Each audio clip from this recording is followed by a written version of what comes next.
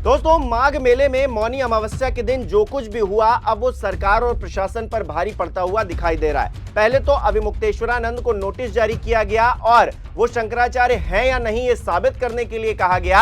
अब 24 घंटे का अल्टीमेटम अभिमुक्तेश्वरानंद की तरफ से दिया गया है, कानूनी नोटिस भेजा गया है और कहा गया है कि अगर 24 घंटे के भीतर उन्होंने ये नोटिस वापस नहीं लिया तो फिर वो अवमानना का केस दायर करेंगे। दूसरी तरफ योगी आदित्यनाथ के इस्तीफे की डिमांड उठ गई है।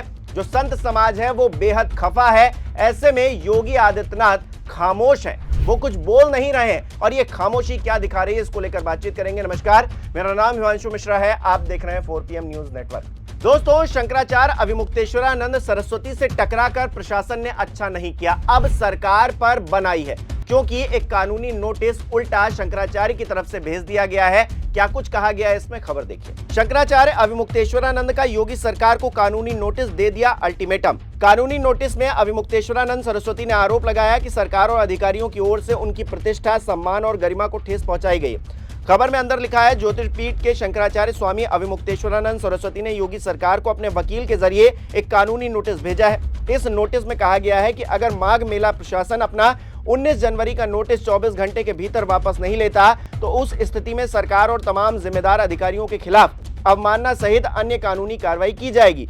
एबीपी न्यूज की रिपोर्ट के मुताबिक कानूनी नोटिस में अभिमुक्तेश्वरानंद सरस्वती ने आरोप लगाया है कि सरकार और अधिकारियों की ओर से उनकी प्रतिष्ठा, सम्मान और गरिमा को ठेस पहुंचाई गई है। नोटिस में यह भी तर्क दिया गया है कि प्रशासन ने जिस मुद्दे को उठाया है वो मामला पहले से ही सुप्रीम कोर्ट में विचाराधीन है। ऐसे में इस तरह की कार्रवाई अदालत की गरिमा को भी चुनौती देने का काम करती है। इस पूरे मामले को लेकर सुप्रीम कोर्ट के वरिष्ठ वकील पीएन मिश्रा क्या कुछ कह रहे हैं, अभिमुक्तेश्वरानंद के बगल में खड़े होकर सुनिए जरा। चुनाव का किया जाता है, क्या इतना उनको ज्ञान नहीं है कि पट्टाभिषेक रोक देने का मतलब कोई पट्टाभिषेक करवावे तो बात। यहाँ इस बिल में ये कहा लिखा हुआ है कि सुप्रीम कोर्ट ने कहा है कि आप शंकराचार्य नहीं लिख सकते, शंकराचार्य के रूप में अपने को प्रचारित प्रसारित नहीं कर सकते। सुप्रीम कोर्ट ने तो अपने आदेश में ही उनको शंकराचार्य कहा है, किनको ये शंकराचार्य बन गए हैं। सुप्रीम कोर्ट में बाद में सब्स्टिट्यूशन पिटीशन फाइल की गई, जो भी जवाब फाइल किए गए हैं सब में जगत गुरु शंकराचार्य स्वामी अभिमुक्तेश्वरानंद सरस्वती जी ने कहा है और इन अधिकारियों ने ये जो ऐसी नोटिस भेजी है और ये जो उपक्रम किया है ये माननीय सुप्रीम कोर्ट की न्यायिक कार्यवाही में दखलंदाजी के बराबर है और इसके लिए उनके ऊपर कंटेम्प्ट ऑफ कोर्ट की प्रोसीडिंग चलाई जा सकती है। ऐसा उन्हें कभी नहीं करना चाहिए। तो एक तरफ तो कानूनी नोटिस भेज दिया गया है, दूसरी तरफ सियासी माहौल भी गर्म है। अखिलेश यादव ने, आप जानते हैं पहले भी मैंने खबर दिखाई है कि अभिमुक्तेश्वरानंद से बातचीत की थी फोन पर, अब उन्होंने एक ट्वीट भी किया है। क्या है वो ट्वीट, देखिए। अखिलेश यादव ने लिखा है, किसी और की गलती के लिए यदि आप अप्रत्यक्ष रूप से कहीं दूर से भी जुड़े हुए हो तो भी क्षमा याचना करने से कोई छोटा नहीं हो जाता, बल्कि मन को हल्का और अच्छा लगता है। महान लोगों को पता होता है कि उस धृष्टता के पीछे किसी और का कोई व्यक्तिगत कारण अथवा स्वार्थ रहा होगा, इसीलिए वो बड़े मन से क्षमा याचक को माफ भी कर देते हैं और अपना स्नेह आशीर्वाद भी देते हैं। इसीलिए हमारी संस्कृति में कहा गया है, क्षमा वीर्यस्य भूषणम। तो अखिलेश यादव सीधे तौर पर यह कहने की कोशिश कर रहे हैं कि जो हो गया सो हो गया, इस पर क्षमा याचना से बात बन सकती है, लेकिन प्रशासन है कि अड़ा हुआ है, सरकार है कि अड़ी हुई है। दोस्तों, आज सत्ता की आंखों में आंखें डालकर पत्रकारिता करना मुश्किल हो गया है। हम पर मुकदमों से लेकर चैनल को बंद कराने तक का दबाव बनाया जा रहा है। मुश्किल दौर है, लेकिन हम हार नहीं मानेंगे। इसीलिए 4PM को ज्यादा से ज्यादा ज्वाइन करें और स्वतंत्र पत्रकारिता को जिंदा रखने के लिए जितना हो सके हमारा आर्थिक सहयोग करें।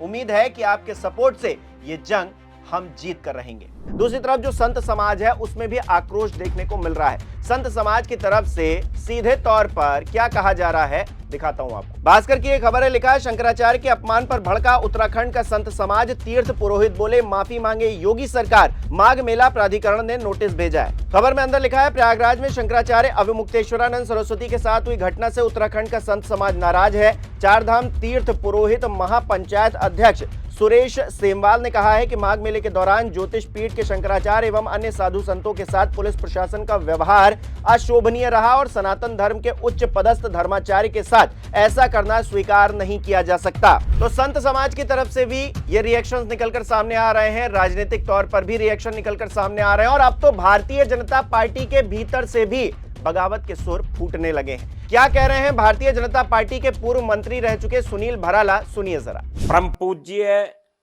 जगत गुरु शंकराचार्य श्री अविमुक्तेश्वरानंद सरस्वती जी महाराज जी का अपमान सनातन धर्म का अपमान है।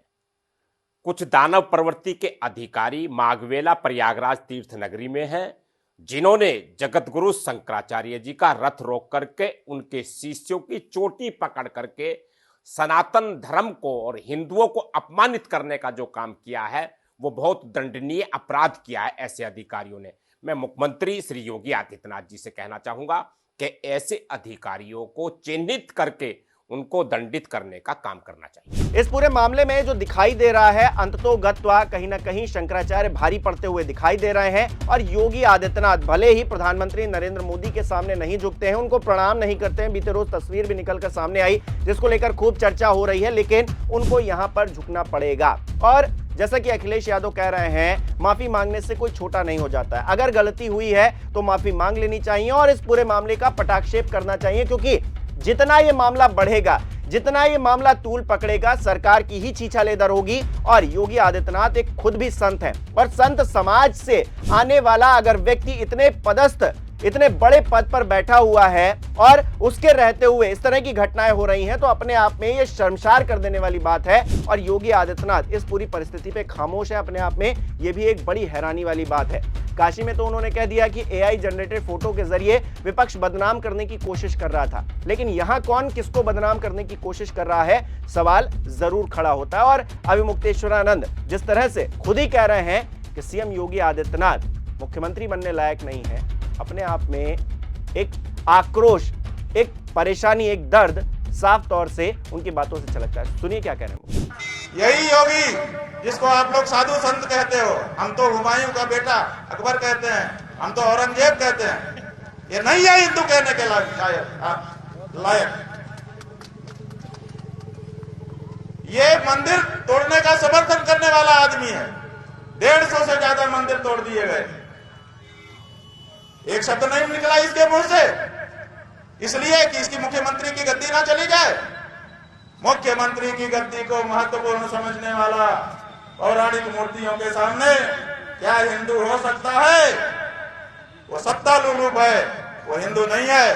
तो दोस्तों, आप इस पूरे मामले को किस तरह से देख रहे हैं हमें कमेंट करके जरूर बताएं। इस वीडियो को लाइक करना, शेयर करना मत भूलिएगा। हमारे चैनल को सब्सक्राइब नहीं किया है तो वो भी जरूर कीजिएगा और आप हमें सहयोग भी कर सकते हैं ज्वाइन बटन पर क्लिक करके। बहुत बहुत धन्यवाद।